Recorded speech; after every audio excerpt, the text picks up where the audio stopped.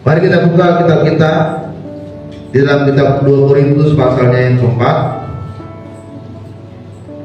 Kita akan baca dari ayat yang ke-7 sampai dengan ayatnya yang ke-10. Kitab 2 Korintus pasalnya yang keempat. Kita akan baca ayat ke-7 sampai dengan ayatnya yang ke-10. Kita akan baca firman Tuhan ini secara bersama-sama. 2 Korintus pasalnya yang keempat, ayat ke-7 sampai dengan ayat yang ke-10. Kita baca bersama-sama 2, 3, ya. Tetapi harta ini kami punyai dalam bejana tanah liat, supaya nyata bahwa kekuatan yang melimpah-limpah itu berasal dari Allah, bukan dari diri kami. Dalam segala hal kami ditindas namun tidak terjepit, kami habis akal namun tidak putus asa, kami dianiaya namun tidak ditinggalkan sendirian, kami dihempaskan namun tidak binasa. Kami senantiasa membawa kematian Yesus di dalam tubuh kami, supaya kehidupan Yesus juga menjadi nyata di dalam tubuh kami. Saudara terkasih dalam nama Tuhan, tema firman Tuhan pada pagi hari ini yaitu hancur tetapi diberkati oleh Tuhan. Hancur tapi diberkati oleh Tuhan. Tema ini mungkin kalau kita pahami dengan baik, mungkin kita agak tidak bisa menerima, ya. Biasanya kalau kita diberkati oleh Tuhan, artinya kita berpikir bahwa kita menerima sesuatu. Kita menerima sesuatu yang Tuhan berikan dalam hidup kita. Misalkan Tuhan, kita menerima penghasilan kita lebih besar daripada sebelumnya. Ada yang kita terima kalau kita berbicara tentang berkat. Kita sehat hari ini, itu juga berkat Tuhan. Kita terima kesehatan dari Tuhan. Tetapi saudara, bagaimana kita bisa menerima padahal kondisi kita sedang hancur, ya? Bagaimana kita merasakan diberkati padahal kita sedang mengalami kondisi yang remuk hati, sedang remuk hancur di dalam kehidupan kita saat ini? Bagaimana kita merasa diri kita beruntung padahal saat ini kita sedang rugi? Bagaimana diri kita merasa diberkati padahal kesehatan kita saat ini sedang tidak baik-baik saja? Bagaimana kita merasakan dicukupi padahal hidup kita saat ini sedang berkekurangan? Bagaimana kita merasa yakin bahwa hidup kita di masa depan nanti, di hari depan nanti akan mendapatkan keberhasilan, padahal saat ini kita masih berada di dalam kebimbangan. Tapi firman Tuhan hari ini menguatkan kita bahwa di tengah-tengah kondisi kita yang sedang hancur dan remuk, di tengah-tengah kondisi kita yang sedang berkekurangan, di tengah-tengah kondisi kita yang saat ini sedang sakit, di tengah-tengah kondisi kita yang berada di dalam kebimbangan, kekhawatiran, tapi disitulah maka ada berkat Tuhan yang terjadi di dalam kehidupan kita. Amin. Oleh sebab itu saudara, meskipun kita hancur, tapi firman Tuhan katakan kita tetap diberkati oleh Tuhan. Oleh sebab itu kita mau belajar, ada 3 hal yang harus kita lakukan agar Tuhan tetap menyatakan berkat-Nya meskipun kondisi kita saat ini sedang berada di kondisi yang hancur hati, hancur hidup, hancur perekonomian dan yang lainnya. Apa yang kita pelajari pagi hari ini, saudara? Yang pertama, di ayat yang ke-7 dikatakan bahwa tetapi harta ini kami punyai dalam bejana tanah liat. Ayat 7 berkata bahwa kita ini hanya bejana tanah liat ya Tuhan. Yang pertama adalah kita hanya bejana tanah liat ya Tuhan. Meskipun kita diberkati oleh Tuhan, meskipun kita dicukupkan oleh Tuhan, tapi kita ini hanyalah sebuah bejana, ya. Bejana yang diberikan oleh Tuhan untuk menyimpan apa yang Tuhan berikan dalam hidup kita. Pertanyaannya sekarang, kenapa tanah liat? Kenapa tidak keramik yang mahal? Kenapa tidak mutiara yang indah sama sekali diberikan dalam hidup kita? Kenapa di dalam Korintus dikatakan bahwa kita ini bejana tanah liat? indah. Itu karena saudara, karena kita harus menyadari bahwa di dalam kehidupan kita ini sumbernya, segalanya itu adalah dari Tuhan. Kita harus menyadari bahwa yang terjadi dalam hidup kita bukan dari diri kita sendiri, tetapi itu berasal dari Tuhan dalam hidup kita. Makanya kita dikatakan kita ini adalah bejana tanah liat, sehingga apa yang diberikan, kekuatan yang kita alami, kemampuan yang kita miliki saat ini, semuanya itu berasal dari Tuhan. Itu sebabnya saudara, ketika kita sedang mengalami hati yang hancur, kita berada di dalam tantangan kehidupan, kita berada dalam pergumulan, kita masih bisa bertahan. Karena apa? Karena Tuhan yang bersama dengan kita. Karena apa? Kekuatan kita ini adalah kekuatan yang dari Tuhan. Sehingga ketika kita lemah, kita tetap merasa kuat. Ketika kita merasa ditindas, tapi kita tetap merasakan ketenangan. Karena apa? Karena firman Tuhan katakan ada kekuatan yang diberikan oleh Tuhan. Oleh sebab itu saudara, kita hanya sebuah tanah liat, ya. Dengan menyadari kita hanya sebuah bejana yang berasal dari tanah liat, artinya saudara, kita menyadari bahwa kita butuh proses yang dilakukan oleh Tuhan. Kita butuh tangan Tuhan yang membentuk hidup kita saat ini, sehingga sebuah tanah liat akan diproses oleh Tuhan, akan dibentuk oleh Tuhan menjadi sebuah bejana yang indah di mata Tuhan. Saudara, pembuatan sebuah bejana itu tidak langsung tiba-tiba jadi. Bejana itu yang bagus, yang indah, yang rapi, tidak. Ada proses yang dilakukan. Pertama, bejana itu diambil dulu tanah liatnya.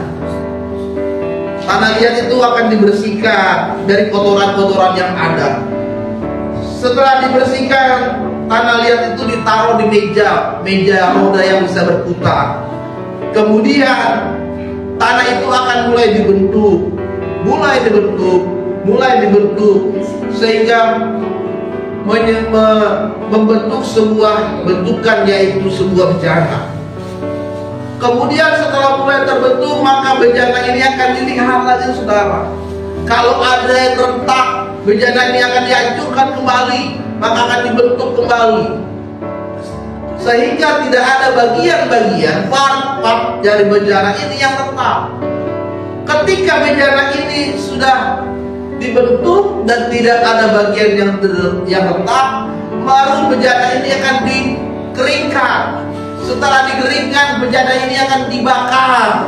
Setelah dibakar, maka bejana ini, kalau bejana ini tidak hangus, maka akan dicat, diberikan warna.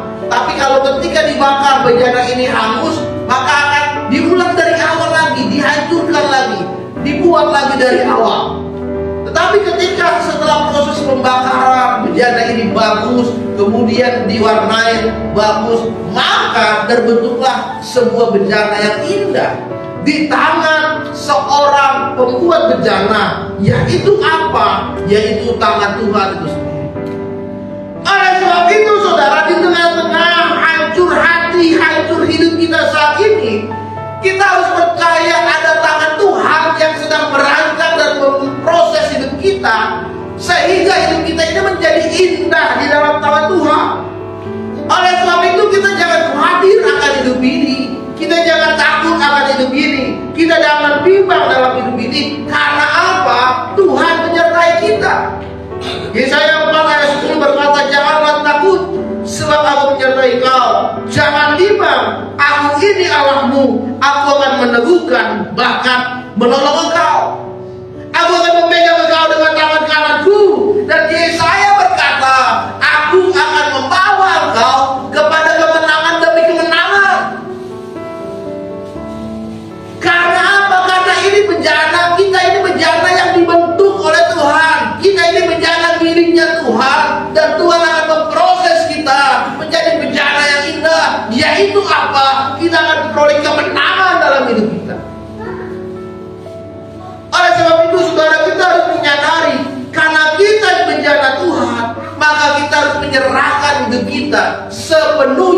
kepada Tuhan. Jangan mengandalkan kekuatanmu.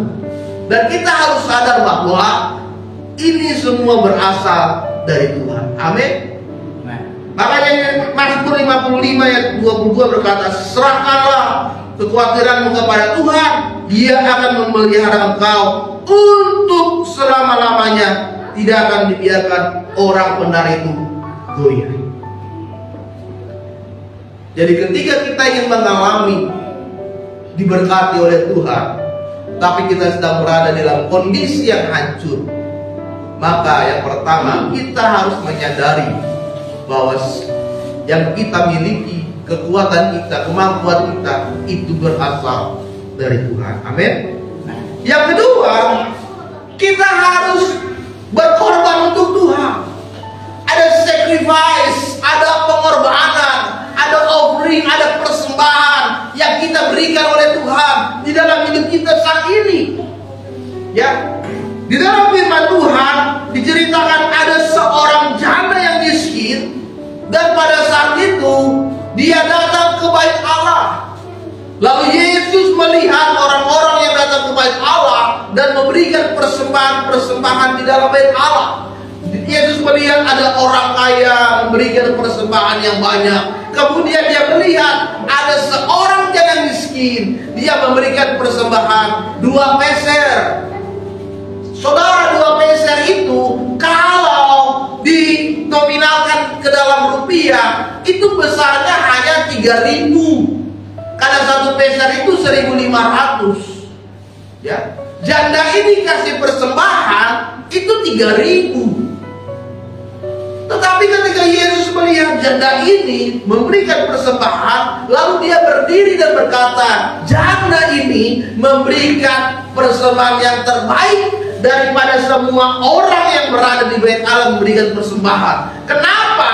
Karena dia memberikan semuanya kepada Tuhan, padahal dia susah, dia miskin, dia tidak tahu mau makan apa, dia tidak tahu bagaimana hidupnya selanjutnya, tapi dia berikan uang yang dia miliki saat itu kepada Tuhan, dan Yesus berkata, dialah yang memberikan persembahan yang benar kepada Tuhan. Yang kedua, kita harus mengorbankan, memberikan pengorbanan dan persembahan kepada Tuhan. Artinya ada yang kita berikan, pengorbanan yang kita berikan, persembahan yang kita berikan kepada Tuhan. Ya. Bahkan Abraham sendiri, saudara, di dalam Alkitab berkata, dituliskan bahwa pada waktu Tuhan memerintahkan Abraham, dan Tuhan berkata, Abraham, ambillah anakmu yang tunggal itu, kemudian bawalah dia ke Gunung Moria, ke tanah Moria, lalu persembahkanlah dia. Ishak ini adalah anak perjanjian antara Abraham dengan Tuhan. Anak yang diberkati oleh Tuhan, dijanjikan oleh Tuhan akan meneruskan Abraham untuk memimpin bangsa-bangsa yang besar. Tetapi pada saat itu Tuhan berkata kepada Abraham, persembahkanlah anakmu. Persembahan pada waktu itu adalah persembahan korban bakaran. Jadi Tuhan memerintahkan Abraham bukan mempersembahkan domba, bukan mempersembahkan lembu, bukan mempersembahkan burung, tetapi Tuhan berkata, persembahkanlah anakmu. Ya. Kalau secara hati, orang tua mana, ayah mana yang ingin anaknya dibakar, anaknya dipersembahkan hidup-hidup di hadapan dia. Tetapi saudara terkasih dalam nama Tuhan, ketika kita bicara tentang pengorbanan kepada Tuhan, yang dibutuhkan adalah hati yang taat kepada Dia. Abraham memanggil anaknya Ishak, kemudian pagi-pagi dia bawa anaknya untuk naik ke bukit atau ke Gunung Moria. Saudara, perjalanan ke sana itu tidak singkat. 3 hari mereka harus melalui perjalanan untuk naik ke atas gunung itu. Saudara bayangkan, hati ayah mana Ya, selama 3 hari pasti dia sedang berkecambuk dalam dirinya bahwa sebentar lagi anaknya akan dikorbankan. Mungkin selama 3 hari itu dia terus melihat anaknya Ishak. Oh, ini anakku. 3 hari nanti aku tidak akan lagi berjumpa dengan dia karena akan dikorbankan. Mungkin sepanjang perjalanan Abraham terus menangis. Kenapa anakku ini? Tapi dia tetap terus mentaati Tuhan. Dia tetap terus melakukan perintah Tuhan. Dan ketika anaknya bertanya kepada dia dan berkata, "Bapak, untuk apa kita pergi naik ke atas bumi?" Abraham berkata, "Kita akan mengadakan korban bakaran kepada Tuhan." Lalu Ishak berkata, "Mana dombanya? Aku tidak melihat ada domba di sini." Abraham dengan iman berkata, "Tuhan akan menyediakan." Ketika kita berkorban kepada Tuhan, maka Tuhan ingin melihat bagaimana hati saudara tulus mempersembahkan kepada Tuhan. Tuhan ingin melihat bagaimana ketaatan saudara kepada Tuhan. Ya. Maka ketika saudara memberikan hidup yang kudus, yang benar, dan yang berkenan, maka Tuhan akan menyediakan apa yang saudara inginkan dalam hidup saudara. Ketika Abraham berkata kepada Ishak, "Ya nak, God will provide." Tuhan akan menyediakannya. Padahal Abraham tahu bahwa yang akan dikorbankan adalah anaknya Ishak. Tapi Abraham yakin dan berkata pasti Tuhan akan sediakan. Dan ketika detik-detik Ishak akan dikorbankan, Tuhan berkata kepada Abraham, "Abraham, stop, hentikan itu. Jangan korbankan anakmu. Aku sudah menyediakan domba yang akan engkau persembahkan." Ya. Bukan berarti Tuhan tidak menyayangi Abraham. Dia sangat sayang Abraham. Bukti Tuhan menyayangi Abraham adalah Tuhan memberikan janji kepada dia. Tuhan memberkati Abraham, ternaknya melimpah-limpah. Tapi kenapa Tuhan tidak bilang, "Abraham, ambillah ternakku lalu kau persembahkan"? Tetapi kenapa Tuhan bilang, "Ishak, ambil anakmu Ishak lalu persembahkan"? Karena Tuhan ingin melihat ketika hatinya hancur, ketika hatinya remuk, ketika hidupnya berada di tengah-tengah tantangan, apakah dia masih percaya kepada Tuhan? Apakah dia masih setia kepada janji Tuhan? Apakah dia selalu mengikuti perintah Tuhan? Maka disinilah dibutuhkan yang namanya pengorbanan. Saudara terkasih dalam nama Tuhan, untuk melihat berkat Tuhan, kita harus berkorban kepada Tuhan. Apa yang harus kita persembahkan? Roma 12 ayat 1 berkata, "Demi kemurahan Tuhan, aku menasihatkan kamu supaya kamu mempersembahkan tubuhmu sebagai persembahan yang hidup, yang kudus, dan yang berkenan kepada Allah." Persembahan kita bukan hanya berbicara tentang uang dan materi, tapi yang terutama persembahan kita kepada Tuhan adalah hidup kita. Apakah hidupmu saat ini sudah kudus di hadapan Tuhan? Apakah hidup kita saat ini sudah berkenan di hadapan Tuhan? Apakah hidup kita ini sudah melakukan apa yang Tuhan inginkan bagi kita? Maka hari ini saudara, mari persembahkanlah hidup menjadi persembahan yang kudus dan layak dan berkenan di hadapan Tuhan. Amin. Yang ketiga, agar kita diberkati Tuhan ketika kita mengalami hidup yang remuk, yang ketiga kita harus mematikan kedagingan kita. Yohanes 12 ayat 24 berkata, "Aku berkata kepadamu, sesungguhnya jikalau biji gandum tidak jatuh ke dalam tanah dan mati, ia tetap satu biji saja. Tetapi jika ia mati, ia akan menghasilkan banyak buah." Kematian itu adalah awal dari kehidupan. Kematian yang dimaksudkan di sini adalah bagaimana kita bisa mematikan kedagingan kita. Kita bisa mematikan hawa nafsu kita. Kita bisa mematikan karakter kita yang buruk. Kita bisa mematikan egois yang ada di dalam diri kita. Kita mematikan diri kita yang berada di dalam dosa. Sehingga ketika kita matikan itu semua, maka kita akan mengalami perubahan. Karena firman Tuhan katakan tadi bahwa bagaimana biji gandum itu bisa berubah kalau dia tidak jatuh ke tanah. Tapi kalau biji gandum itu jatuh ke tanah, dia mati, dia akan tumbuh.